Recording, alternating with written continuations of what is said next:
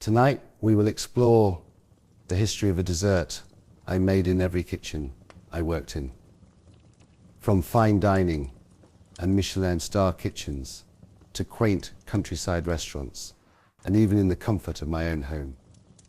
I learned much of what I know in France, and today we travel to the city of love. The dessert is crème brûlée, and I first fell in love when my grandmother made me one for my birthday. She would say, "Some desserts are quiet until the spoon cracks the surface. Then they speak." But before we talk about me, celebrities worldwide have been known to love this French dessert. Julia Child, who I looked up to, introduced crème brûlée to many American homes. She often mentioned it as a favorite French dessert, helping cement its legacy in upscale dining and home cooking. Gordon Ramsay, as a peer of my own, I have seen him move on to frequently feature crème brûlée in his own restaurants and cookbooks. He has even publicly ranked it among the perfect desserts when executed well, though he is fiercely critical when it's done poorly. But that's just Gordon. His Hell's Kitchen contestants have often been tested with it. Michelle Obama, Taylor Swift, Brad Pitt, Oprah Winfrey have all admitted the crème brûlée makes their love of French cuisine even deeper. Finally, a man I love and respect, Anthony Bourdain. In his various travel shows and interviews, Bourdain repeatedly ordered and commented on crème brûlée when dining in France. He considered it a true test of a French kitchen's skill, classic, unforgiving, and worth the calories. As I said, before I had the pleasure of learning this simple masterpiece from great chefs, I had my grandmother open my eyes through the taste. She made it for my birthday. I must have just turned 7, maybe 8. She had this shallow ramekin, nothing fancy, chipped on the side, and I remember watching her pour this thick pale mixture in with steady hands.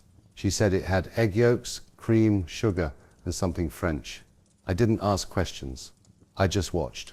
She baked it slow in a tin with hot water. The oven door left ajar with a wooden spoon. It came out trembling like it was unsure of itself. And then the real theater began. She took a spoonful of brown sugar, Demerara though she just called it the good sugar, and scattered it over the top like sowing a field. And then, from beneath the sink, she pulled out this odd little torch. It was the only time she ever let me stand that close while something was on fire. I remember the way the sugar hissed, the kitchen filled with this warm, smoky perfume, burnt caramel, custard, a hint of vanilla. When she tapped the top with her spoon, it cracked like lake ice in winter. I've made it 1,000 times since, but that first one, it stayed with me. It wasn't until I started at La Gavroche, much later, that I understood the history. The French called it crème brûlée, burned cream, but the roots go further back. François Massilot's 1691 cookbook mentions it first, made for royalty, no less. The Spanish have crema catalana. The Brits, oddly enough, had a version at Cambridge as early as the 1600s, but somehow it disappeared, went quiet for a while, and yet it came roaring back in the late 20th century. La Gavroche, Le Cirque, even gastropubs, they all brought it back, elevated it. It became a test of a kitchen's soul, simple ingredients, no hiding. It told you if the chef understood restraint, if they could temper cream and egg without curdling it, if they had the patience for a silent set and the nerve to caramelize sugar without bitterness. It's funny, really, a dish born for aristocrats that now sits proudly on every menu from Paris to Birmingham. I will tell you of the night crème brûlée became a lesson. It's not a dessert, really. It's a philosophy with a sugar crust. I didn't realize how serious it was, crème brûlée, until I made it wrong. And not just wrong, but wrong in Chef Albert Roche's kitchen. La Gavroche wasn't a restaurant. It was a cathedral with a brigade. You didn't work there to show off. You worked there to prove you could shut up, listen, and do things properly. It was a Tuesday prep shift, midsummer, and I was asked to handle the custards. Just watch them, lad, someone said. Slow and low. No bubbles, but I was too eager. My bain-marie was too hot. Ramekins overfilled. I didn't strain the mix properly. I thought it didn't matter. They set, but grainy. They split, even. Not enough wobble. But really, just not enough care. Chef Rush didn't shout. He didn't need to. He lifted one gently, turned it in his hands like a Fabergé egg, and said, "This is not cooked. This is scolded." That phrase stayed with me longer than any recipe ever did. He showed me again, personally, a copper saucepan. Double cream, warmed like bath water. Never boiling. Yolks whisked with sugar, just enough to dissolve, not aerated. Vanilla pod, scraped like a violin string. Then the two married slowly. Cream into yolks, not the other way round. Strained, rested, then poured into ramekins with space to breathe. And finally, into a shallow water bath, no hotter than 150 degrees Celsius. Covered loosely with parchment, not foil. He said foil stifled the custard. Then the wait, no fan, no noise. The set, he said, was a whisper, not a statement. You had to know when to stop baking, not by timer, but by the tremble. He gently nudged the tray with his knuckle. If the center jiggled, like the surface of a pond just kissed by rain, it was ready. He called it the flinch. Later I saw it become a kind of rite of passage. Gordon Ramsay, who trained under the Roux brothers, would use crème brûlée on his shows to test young cooks. And rightly so, because it's not just about the flavor, it's about patience, discipline, heat control, humility, and your level of care. Anyone can burn sugar, but not everyone can respect the silence of custard. I remember once, near closing, a young stagiaire asked me why the dish mattered so much. I told him, because it's soft and still and quiet until you break it. Then it speaks, just like a cook. Let's speak on the resurrection of burnt cream. It started in royalty, faded into textbooks, and came roaring back from Paris to Birmingham with a crack of sugar. Funny thing about crème brûlée, there was a time you couldn't find it on a menu if you tried. After its origins in 17th century France, it drifted in and out of cookbooks, sometimes under different names. The Spanish had crema catalana, the English at Cambridge had their burnt cream, but it wasn't front and center, not anymore. And then came the 1980s. You have to understand, before that, most restaurants were trying to be modern by forgetting the past. Mousse, gelée towers, sculpted sugar, flash over foundation. But in the Michelin kitchens of Paris, there was a quiet rebellion. Chefs like Michel Guérard, Alain Chapelle, and the Roux brothers began returning to classical dishes, giving them structure, elegance, and new life. La cuisine bourgeoise, reimagined, and crème brûlée, it was perfect. Humble, familiar, elegant in its simplicity, yet technically demanding. Albert and Michel Roux brought it into Le Gavroche, their temple of French cuisine in the heart of London. Suddenly, burnt cream wasn't a relic, it was a rite. And because it required no gimmicks, no ring molds, no espuma, no sugar cages, it became a measuring stick for discipline. In that kitchen, if you couldn't temper egg and cream, you couldn't be trusted with foie gras or Dover sole. If you couldn't set custard gently, you weren't ready to sear a scallop. There's no hiding in crème brûlée, no sauce to cover it. It stands naked and trembling. And as the dish made its way from Paris to Birmingham, Manchester, Glasgow, it trickled into gastropubs, bistros, and even chain restaurants. Why? Because it's comforting. Because people remember it, even if they don't remember where they had it first. And because there's always a moment, quiet and universal, when the spoon hits the surface and that first crack echoes in the ear like a tiny celebration. I've seen it on Michelin-starred tasting menus, served with lavender and pine ash. I've seen it on pub chalkboards, simply listed as burnt cream. I've seen it on TV, used by Gordon Ramsay to test raw talent. Because if you can't nail the fundamentals, you can't pretend to be a chef. It may have taken 300 years to find its way back to the top of the culinary world, but it never really left the kitchen. It was just waiting for chefs to slow down enough to hear it speak again. The dish didn't change, but the people around it certainly did. When I was plating crème brûlée at Le Gavroche, the dining room was never just a room, it was a mirror. One with candlelight, linen, and conversation in low voices. We served CEOs and lords, magazine editors, titled families from Chelsea. If the blazer was navy and the shoes Italian, you knew you'd be making burnt cream that evening. I remember once the maître leaned in and whispered, 2 cabinet ministers on table 7 and a pop star's manager at 4. Don't scorch the sugar. Not that I ever dared. Sometimes it was the old money types. Men who spoke in clipped vowels, women in pearls and perfume that lingered like secrets. They didn't ask what crème brûlée was, they expected it. Same way they expected porterhouse and claret.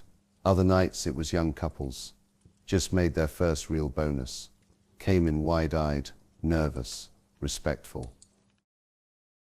They'd order it at the end because they'd heard of it somewhere. Maybe Delia Smith, maybe Escoffier, maybe just a friend who said, trust me. And then, of course, actors, TV personalities, the occasional footballer trying not to be noticed. You didn't fawn, you served.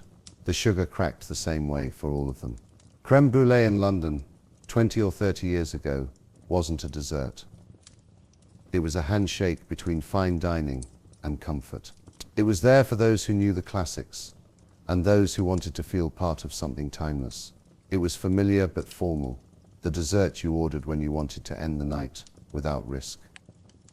And when you got it just right, golden top, barely set center, you could see it in their eyes. No one clapped, but you knew they'd remember it.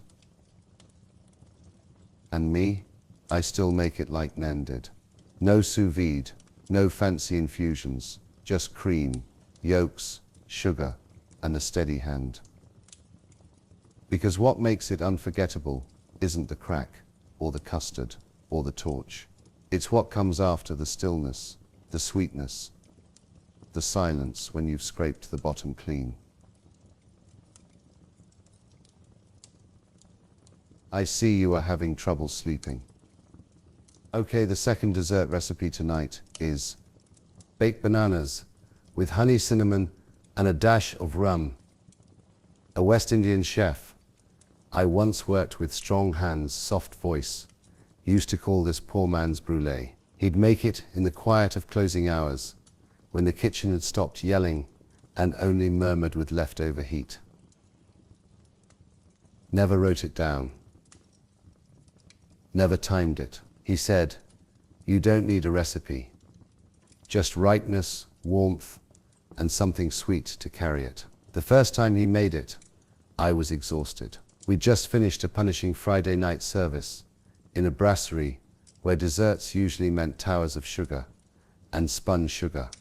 Garnish so delicate, we held our breath just plating them. But this night, as the lights dimmed and the floor crew wiped their last tables, he pulled a few bananas from the prep box, freckled, soft, the kind that would have been binned by morning. He sliced them in half, lengthwise, with the kind of reverence most chefs reserved for foie gras.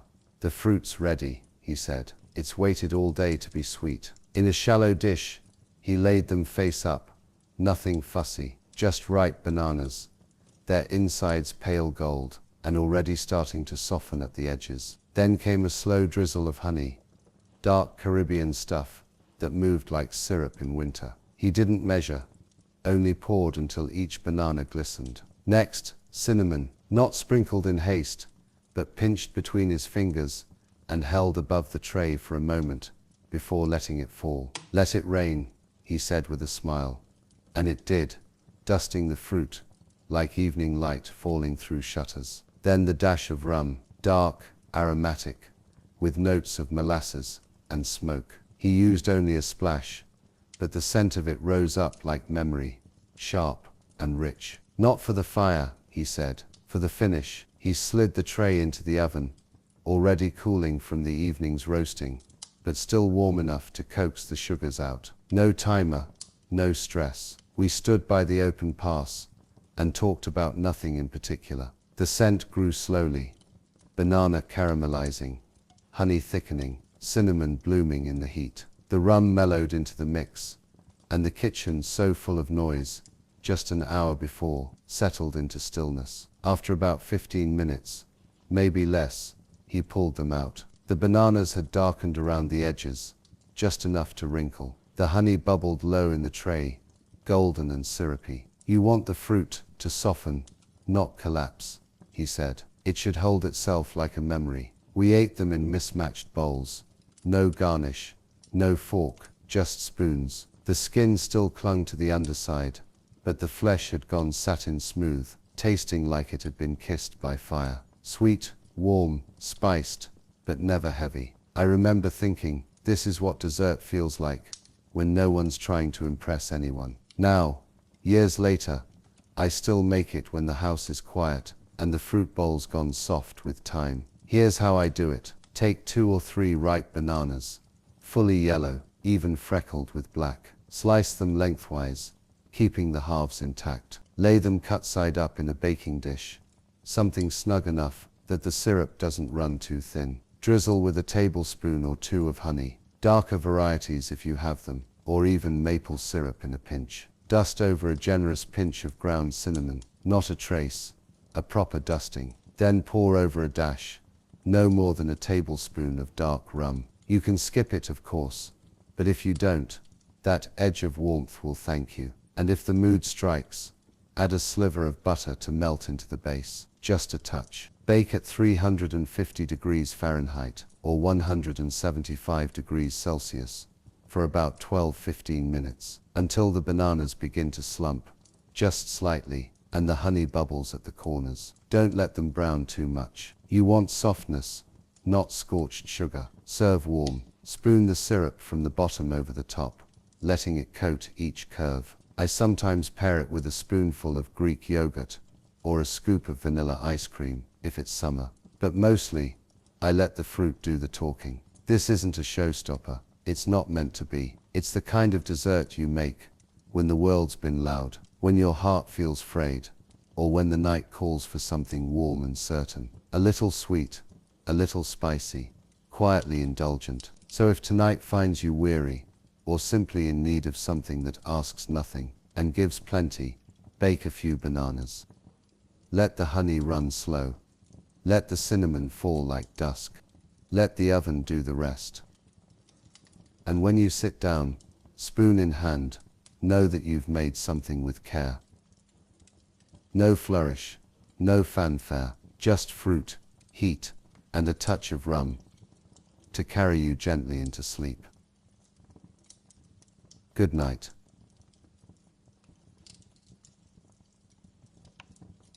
The third recipe tonight is digestive biscuit crust cheesecake.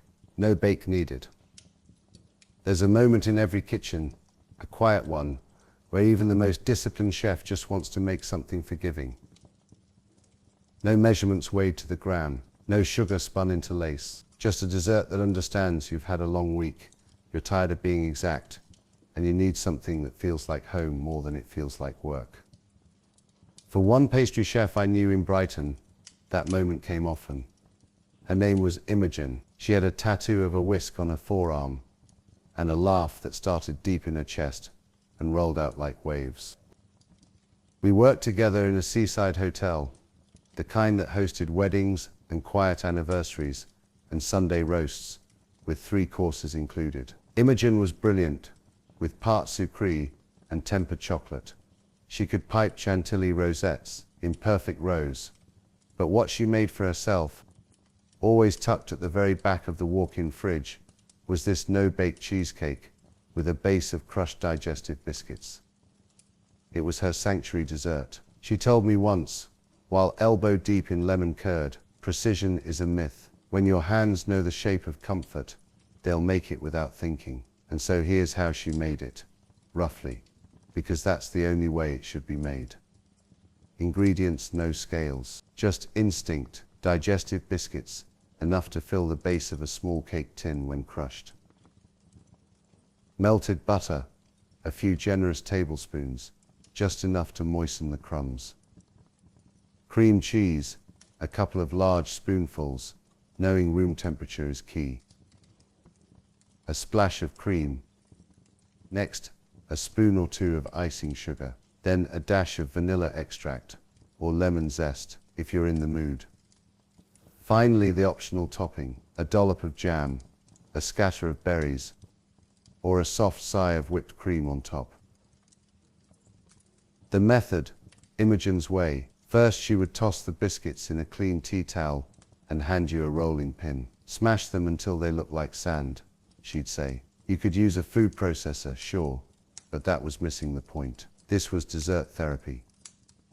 She believed the act of breaking biscuits by hand was half the joy.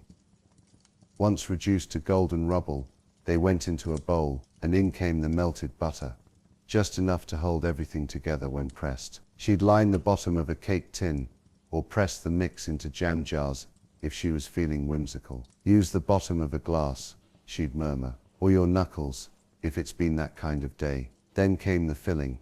No beaters, no whipping, just cream cheese stirred until smooth, with a splash of cream to loosen, and icing sugar folded in with care, but not obsession.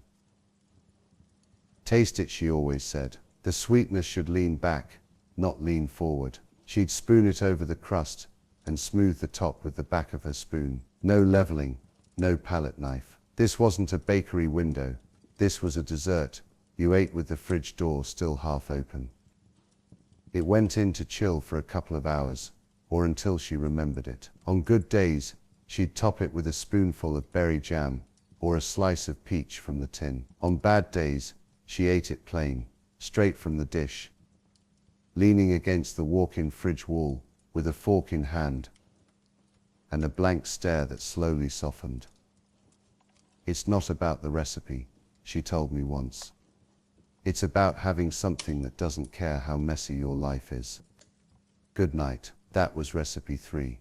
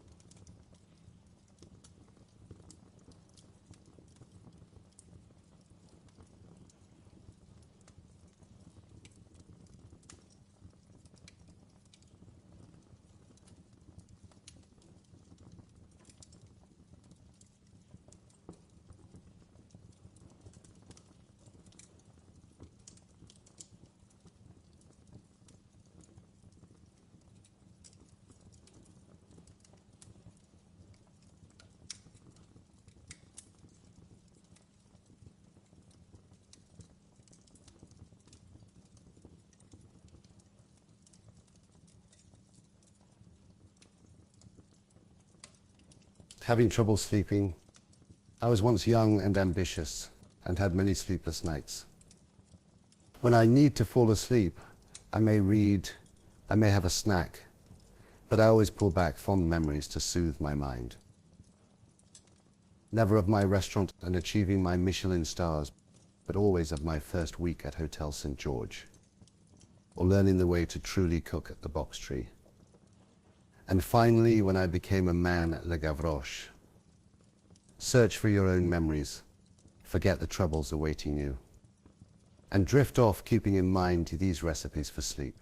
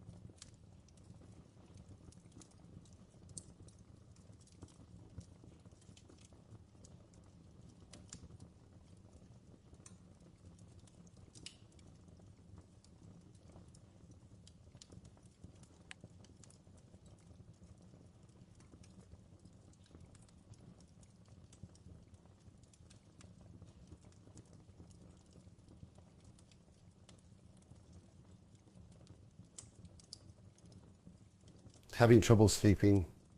I was once young and ambitious and had many sleepless nights. When I need to fall asleep, I may read, I may have a snack, but I always pull back fond memories to soothe my mind. Never of my restaurant and achieving my Michelin stars, but always of my first week at Hotel St. George, or learning the way to truly cook at the Box Tree. And finally, when I became a man at Le Gavroche. Search for your own memories, forget the troubles awaiting you, and drift off keeping in mind these recipes for sleep.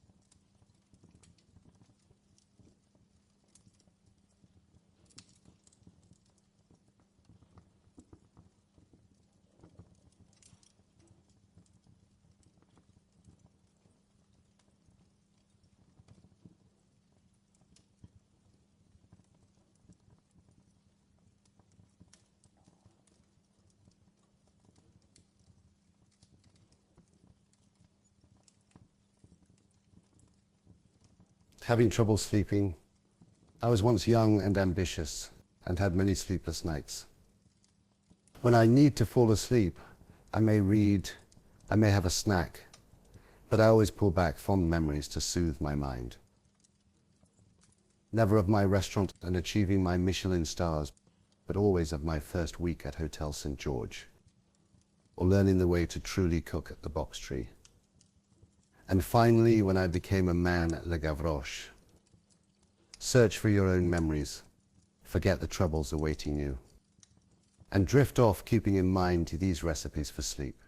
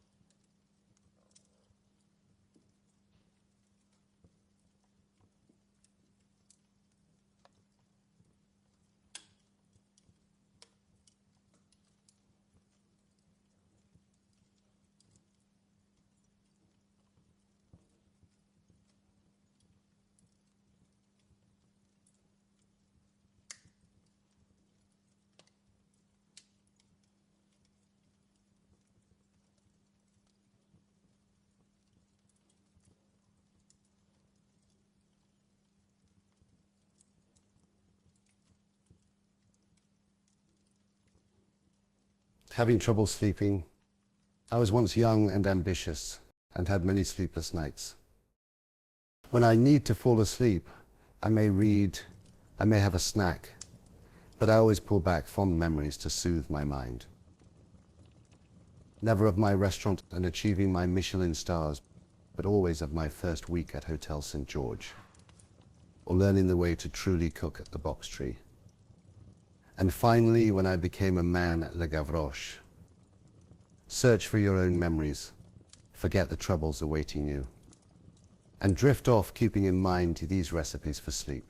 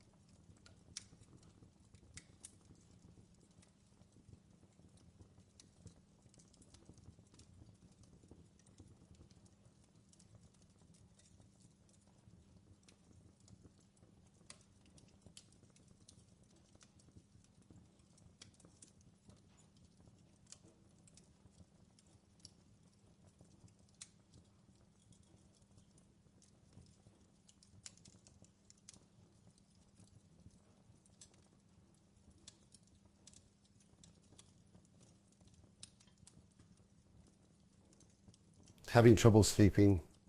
I was once young and ambitious and had many sleepless nights. When I need to fall asleep, I may read, I may have a snack, but I always pull back fond memories to soothe my mind.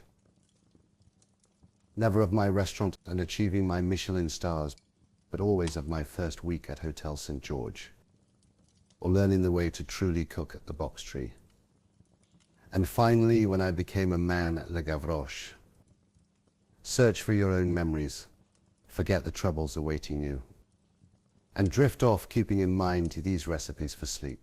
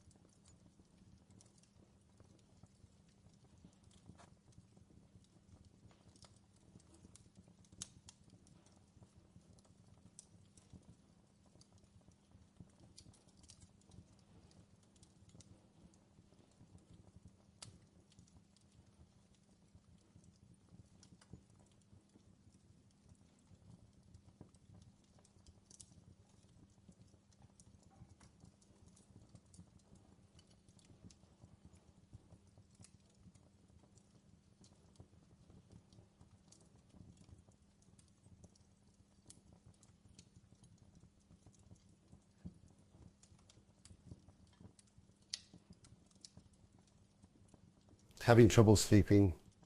I was once young and ambitious and had many sleepless nights. When I need to fall asleep, I may read, I may have a snack, but I always pull back fond memories to soothe my mind. Never of my restaurant and achieving my Michelin stars, but always of my first week at Hotel St. George, or learning the way to truly cook at the Box Tree. And finally, when I became a man at Le Gavroche. Search for your own memories, forget the troubles awaiting you, and drift off keeping in mind these recipes for sleep.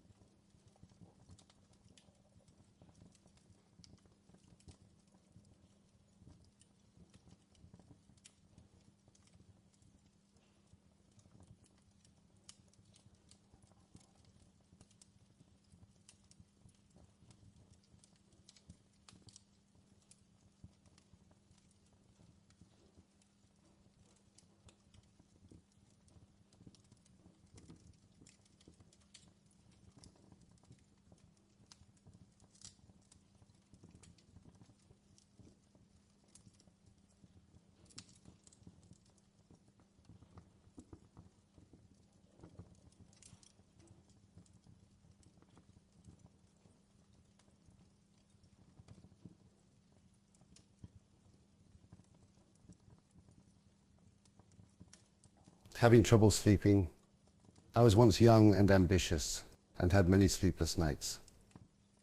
When I need to fall asleep, I may read, I may have a snack, but I always pull back fond memories to soothe my mind. Never of my restaurant and achieving my Michelin stars, but always of my first week at Hotel St. George, or learning the way to truly cook at the Box Tree. And finally, when I became a man at Le Gavroche. Search for your own memories, forget the troubles awaiting you, and drift off keeping in mind these recipes for sleep.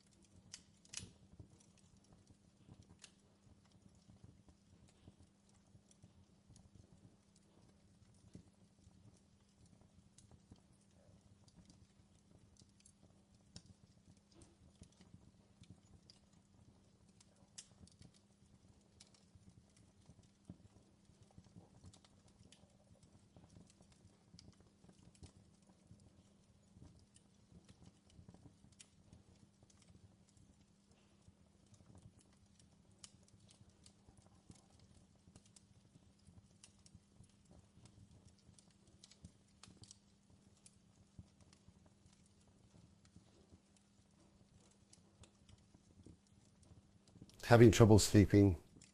I was once young and ambitious and had many sleepless nights.